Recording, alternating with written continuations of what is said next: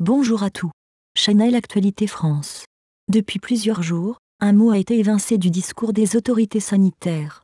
Son absence pourrait préparer les Français à un report du déconfinement. Explication.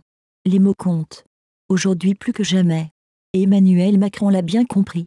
Le chef de l'État prépare sa prochaine allocution qui sera diffusée ce lundi 13 avril à 20 h.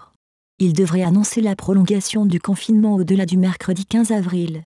Et comme l'explique le journal du dimanche ce 12 avril, pour justifier la prolongation inévitable du confinement, les autorités sanitaires ont abandonné un petit mot qui était sur toutes les lèvres il y a encore un mois, pic.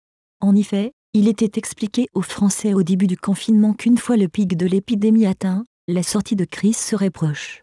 Changement de discours, un plateau est désormais évoqué. Les experts redoutent aussi bien en France qu'en Italie, une deuxième vague de contamination lors du déconfinement.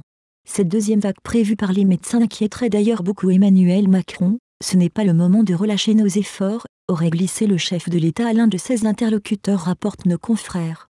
La mi-mai serait désormais envisagée. Que font nos voisins?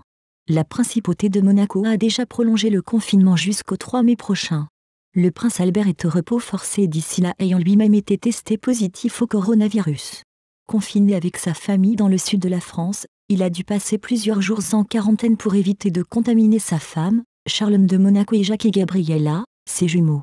En Italie, qui est confinée depuis le 9 mars et qui est le pays qui a été frappé le plus durement en Europe par le virus, le confinement a également été prolongé jusqu'à début mai. Depuis 2 mois, l'influenceuse la plus puissante au monde Chiara Ferragni partage chaque jour sa vie de confinée à Milan et grand renfort de tutos et de séances photo faites maison. Outre-Atlantique, les États-Unis sont le nouvel épicentre de l'épidémie. Et là-bas aussi les personnalités se confinent chez elles, c'est le cas de Matt Pokora et Christina Milian, ou bien de Demi Moore et Bruce Willis, qui ont décidé de se confiner entre EXS, pour rester auprès de leurs enfants.